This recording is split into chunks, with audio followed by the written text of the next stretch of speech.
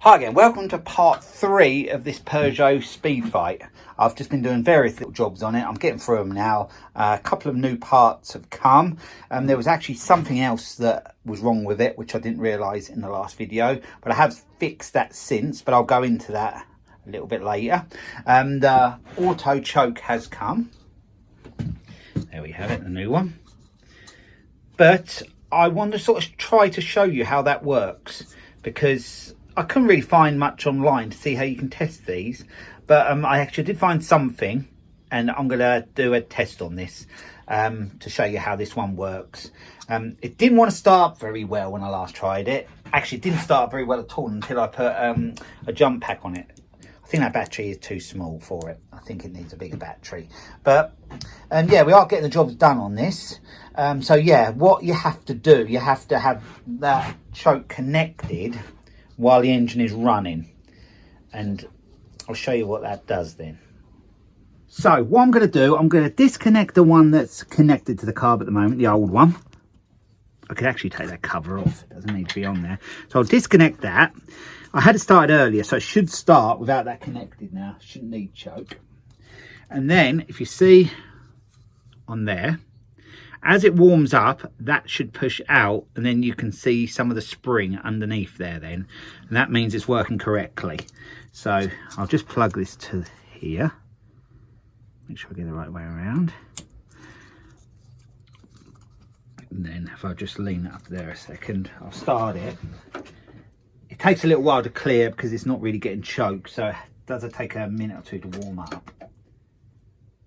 So I'm going to make a bit of noise now.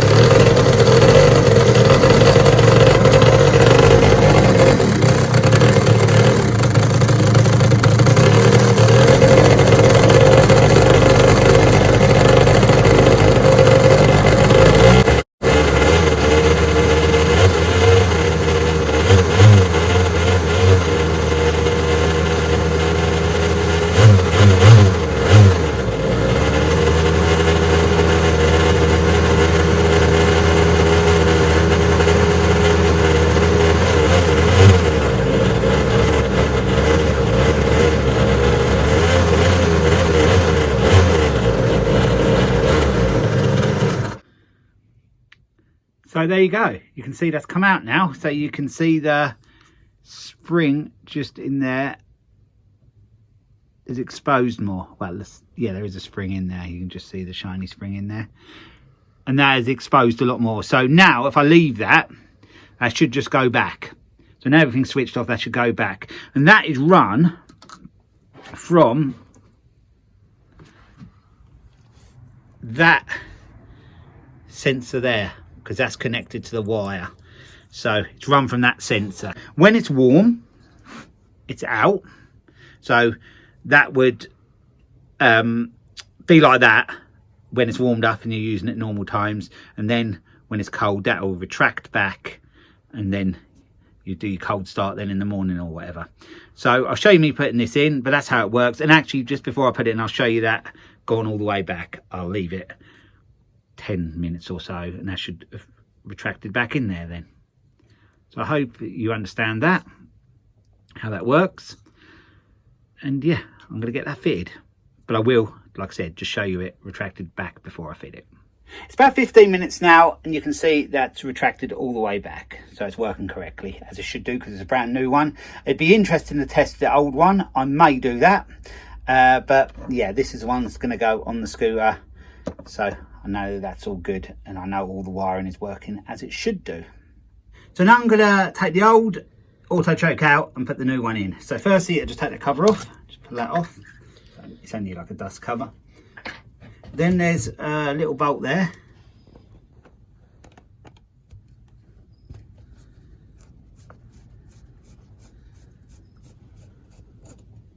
Just do them without losing it. And there's one the other side just down there. That's undone as well.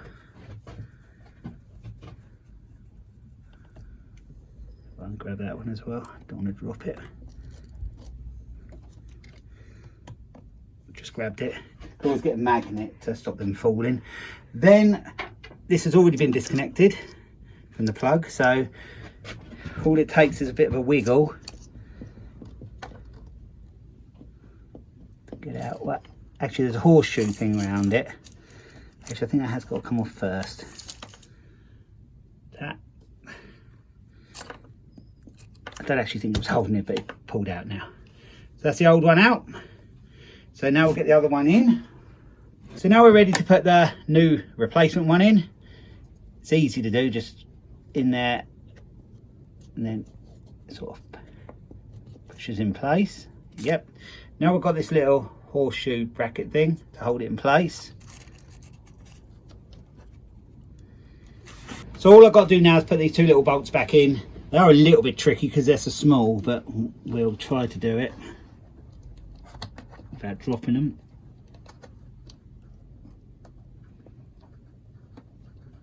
I think that one started. See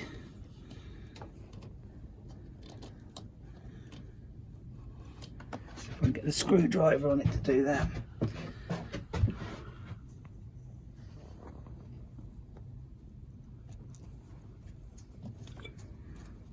That one's going.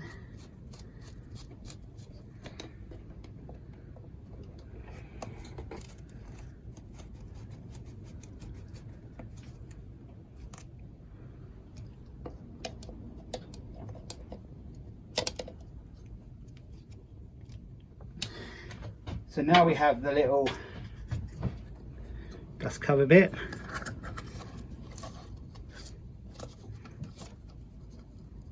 Yep, and then we just connect the wire up, which connects to there like so.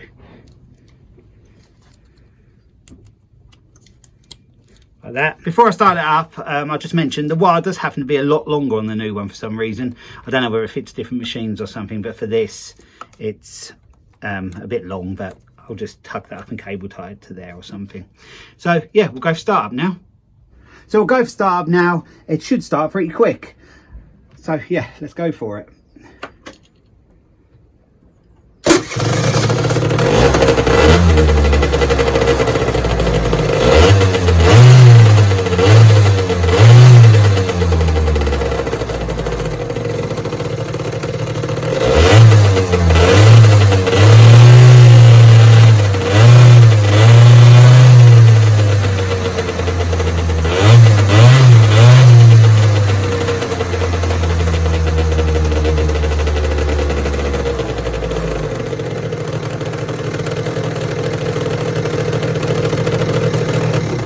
So as you just saw, it started up quick and it ran well. It didn't sort of stutter when I tried to rev it or anything. So I think that choke, the old one, was the issue with that old one there. So yeah, I think that's another job done. The true test will be when the engine's really cold. I've had it started today, so it probably didn't need much choke. But tomorrow morning, it probably will. So it's the next day now. This will be a cold start. Just prove it. Just down here though. That's stone cold, that, and the exhaust. So yeah, it's going to be a cold start. See if this new choke has made any difference. You have it.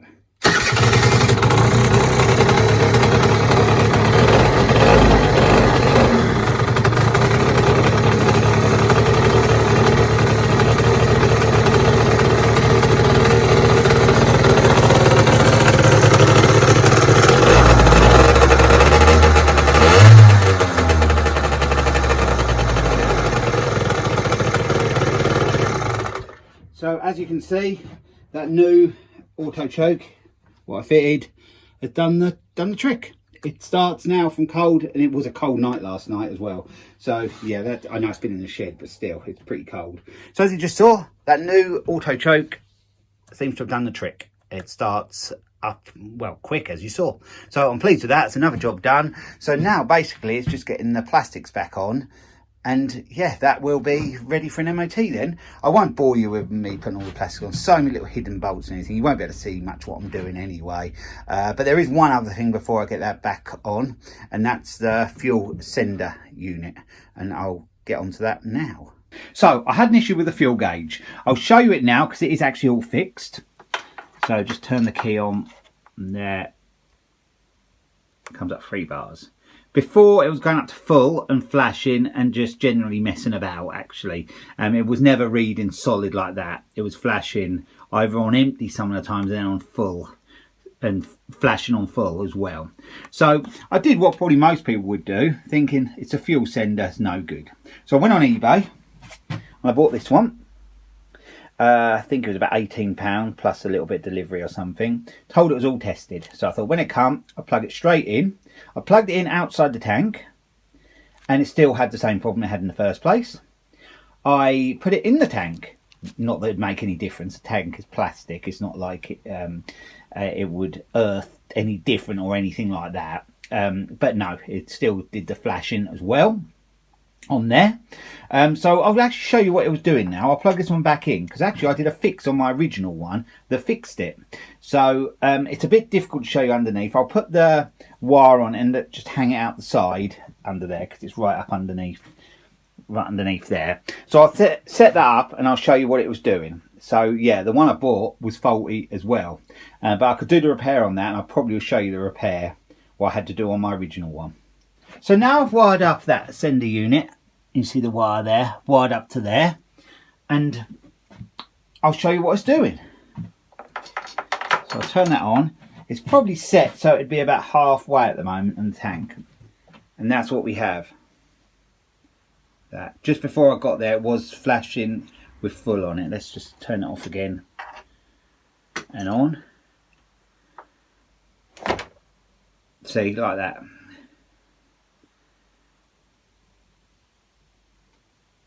And then I think after a little while it just goes to nothing, or it did sometimes, so you can tell. And however I position the fuel sender, like if I tip it like that more, so it'd be higher, or I think it'd be higher at that point, and now we're down to that. So you can see it was playing up, it just wasn't working as it should at all. It was just doing that flashing sequence. Sometimes it was flashing on full, sometimes it was flashing on empty, but I fixed it. I did off camera, but I'll show you what I did. If you look there now, as soon as that comes through, there you go, straight onto solid 3 bars. So that's all working correctly there. So I'll go to the bench because I'll show you what I did, and I didn't need to actually buy it, but we'll go over the bench and I'll show you that. So my hands might be in the way a little bit, but I'll show you what I've done. I'll try and bring you in a bit.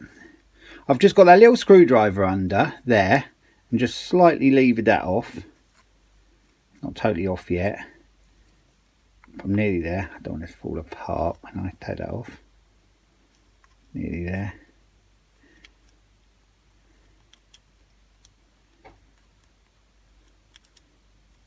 Into little grips might help now.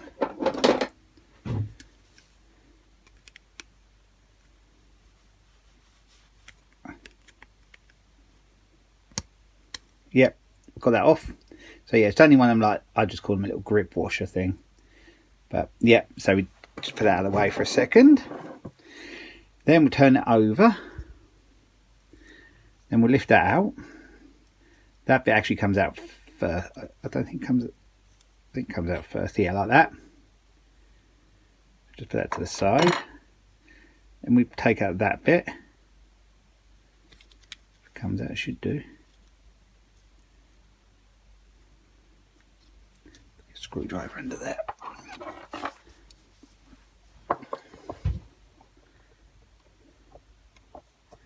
Yep, it's coming. And I'll show you what I did. It was really simple. I didn't need to buy this one. So now, if you can look there, see them little connections? All I did was just get my finger under there, or thumb or whatever, bend them out a bit further than they were, so they just connect that bit better. Then I put it back in,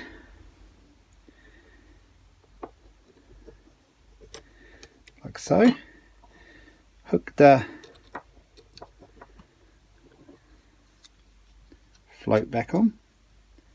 It's all in place there. And then put that little, well, what I call a grip washer back on.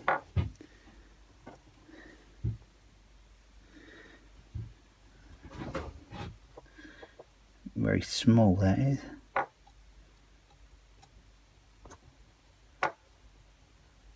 Just get it started. And then what I did was just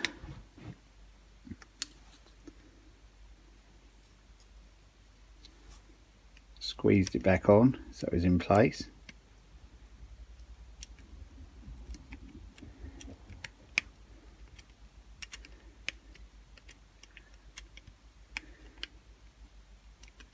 Yeah, I think I've got it all the way down there.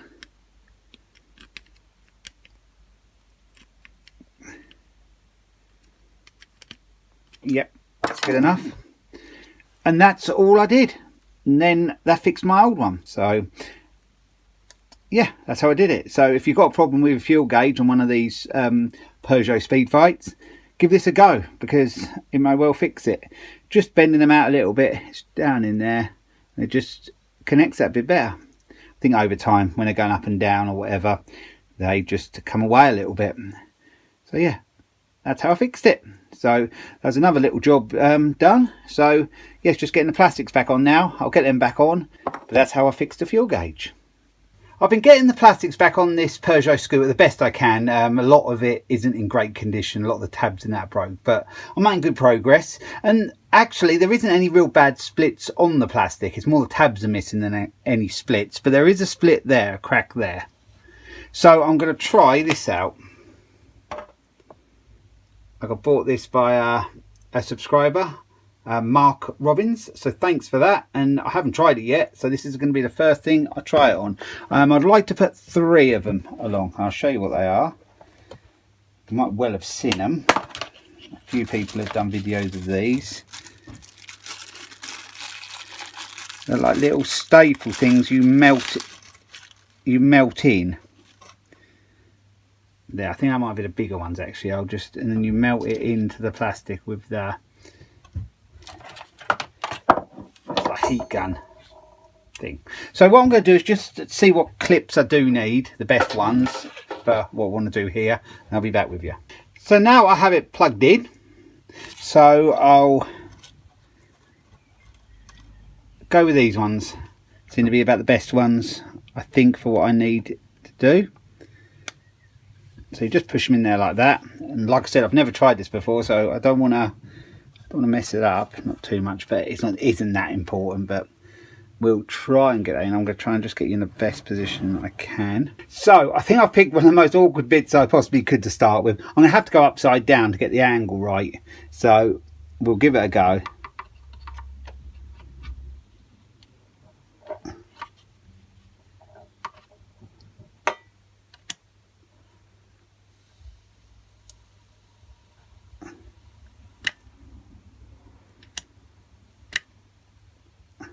Looks to have gone okay. So we'll put another one in. I think that's held pretty good. You could sort of see it, so I could sort of monitor how it was going in. And the plastics is of a reasonable thickness. It'll be a handy tool. Yeah, it's a bit annoying I've got to go upside down, but we'll have a go and do the second one. I'm going to do it quite close to the first one.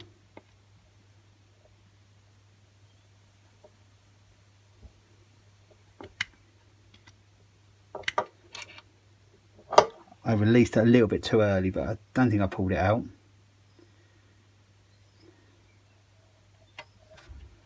Seems to be doing the job.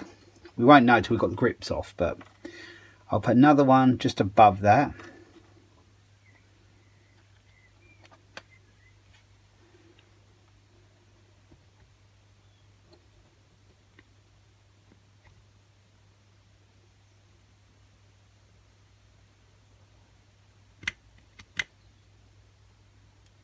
I'll leave it there this time to sort of cool off a bit.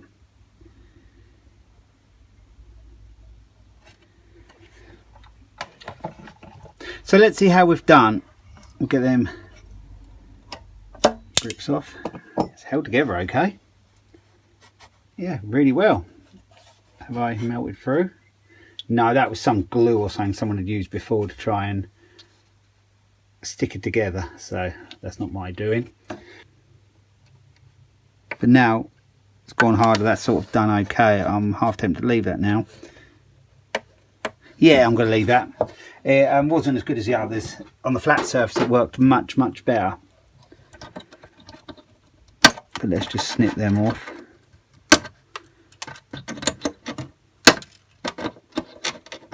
Actually, I think they give some cutters in here actually. Yeah, they did in the kit.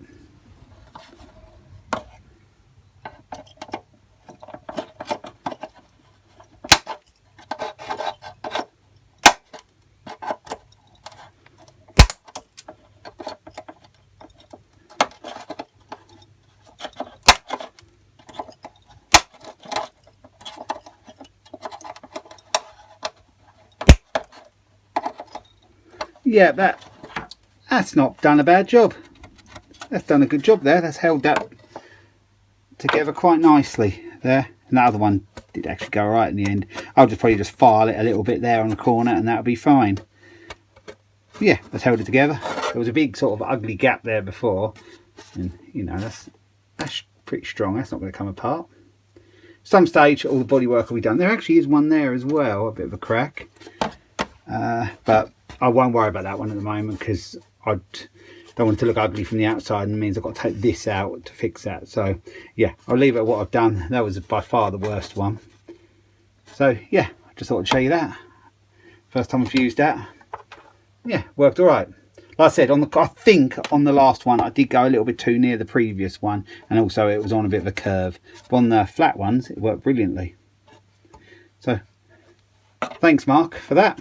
It's great. They'll come in handy in the future for various projects.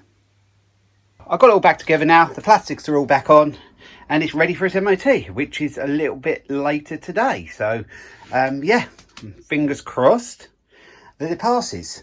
Yeah, it went back together okay. I did have to use a couple of cable ties here and there, and there's that little repair I did there. Still shows a crack, but now it's not splitting anymore. So yeah, that tool works good.